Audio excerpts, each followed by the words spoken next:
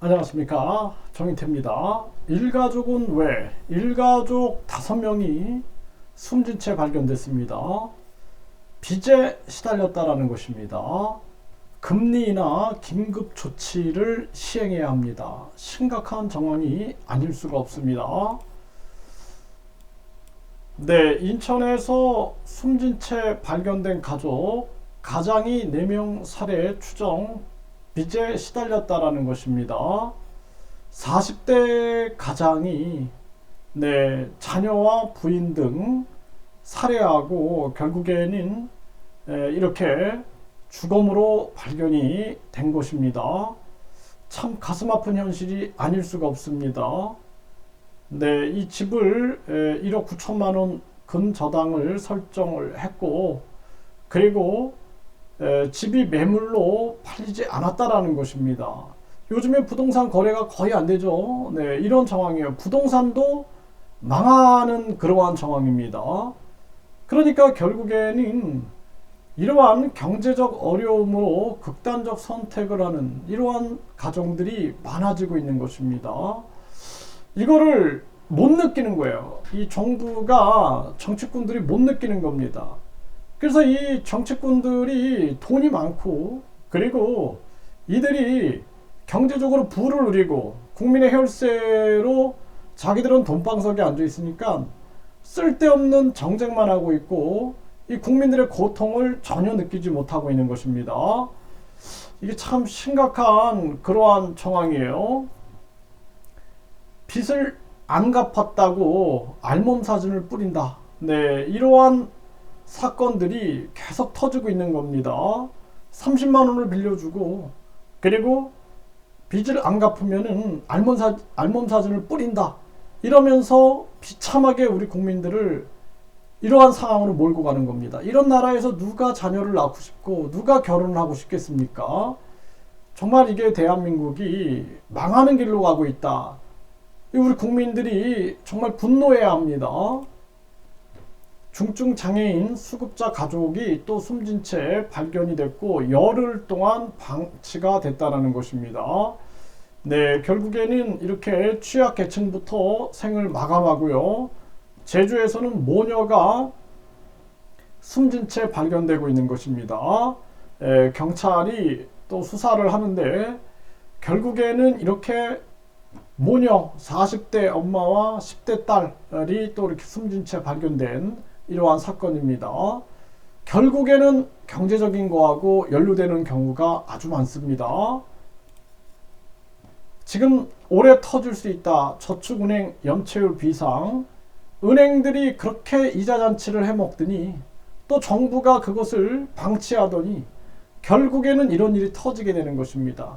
지금 연준이라는 사기업 은행 연합회, 미국 은행 연합회가 민간은행 연합회죠. 계속해서 달러를 강달러, 킹달러, 갓달러로 만들어서 달러를 가지고 세계를 지배하고자 하는 이런 욕망 속에 빠져 있는데, 그 결과 미국 은행들이 파산하고 한국 은행들도 이제 비상에 걸린 거예요. 한국은 이제 연체율이에요, 연체율. 이 가계부채가 전세까지 포함해서 3천조가 되는데, 이런 나라에서 급격한 금리 인상을 전개한다라는 게 가능한 얘기입니까? 지금도 오늘도 방송에 나와서 교수라는 놈이 박사라는 놈들, 전문가라는 놈들이 나와가지고 계속 금리를 올려야 된다. 미국보다 1%더 올려야 된다. 지금 미국이 한 4.7이니까 우리는 5.7을 올려야 된다. 아니면 다 죽는다. 이런 가스라이팅을 하는 거예요. 그 매국노 놈들이 한마디로 말해서 계속해서 이 투기 자본 세력들의 끈앞풀이 돼가지고 국민들을 고통 속으로 몰고 가고 있는 것입니다. 예를 들어서 우리가 경기가 부흥이 돼가지고 많은 사람들이 소비를 해서 물가가 올라갔다. 그러면 금리를 올려야 돼요. 그러면 저도 금리를 올려야 된다라고 얘기를 합니다. 근데 지금은 공급망의 문제로 인해서 지금 물가가 올라가고 있는 스태그플레이션 현상이 일어나고 있어요. 그러면은 이럴 때는 공급망을 확대해야지, 금리를 올리면 취약계층은 다 죽는 겁니다. 그리고 돈 있는 자들은 완전히 더 부자가 되고 가난한 자들은 완전히 더 가난해져 가지고 부자들은 해외여행 다니고 가난한 사람들은 라면도 못 먹게 되는 것입니다. 그런 정황으로 가고 있는 거예요. 그럼에도 불구하고 이 전문가란 놈들, 교수란 놈들, 박사란 놈들이 매일 이 막 유튜브 방송 막 이런 데 나와가지고 금리를 올려야 된다. 금리를 잘 올렸다. 뭐 한국은행 이창용 존경할 만한 인물이다. 막 이렇게 떠들어대고 있는 거예요. 아부 떨어가지고 한 자리 얻으려고 하는 건지 정말 가슴 아픈 일이 아닐 수가 없습니다. 지금 미국의 급격한 금리 인상은 한마디로 말해서 기축통화 패권을 자기들이 유지하기 위해서 했던 거예요. 그렇기 때문에 비판해야 됩니다. 그리고 일본이 왜 마이너스 금리를 유지했는가? 그러니까 이 경제를 이 꼴통들이 완전히 경제를 그냥 경제로만 보면 안 되는 거예요. 경제는 그 위에서 조정하는 투기 세력들이 있는 거예요. 투기 세력.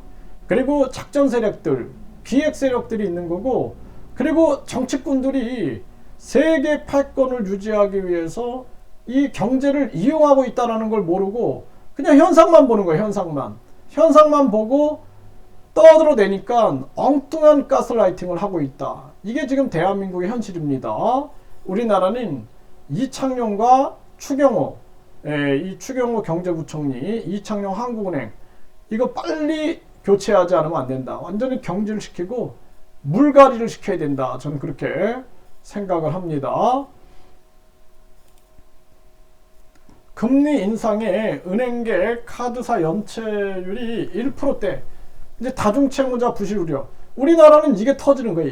이게 터지는 겁니다. 이제 은행들이 이 연체율이 막 올라가게 되고, 그리고 우리나라도 요즘에 인터넷으로 거래하잖아요. 인터넷 뱅킹. 뱅크런 일어나기 시작하면은 순식간에 은행들도 무너질 수 있다라는 거예요. 정말 이거 심각한 문제가 아닐 수가 없습니다.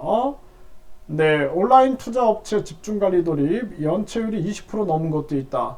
계속 이럴 수밖에 없는 거죠. 지금 상황이. 네, 치솟은 서민 대출 연체율, 취약층 빚 부담도 커졌다라는 것입니다. 심각한 문제가 아닐 수가 없고요. 금리 오르자 연체율이 오르고 있다는 거예요. 지금 한국도 지금 이런 정황이다. 한국은 이제 건설사발 저축은행들의 문제가 터지고 또 서민경제 붕괴로 인한 이 금융의 문제가 터질 수 있어요.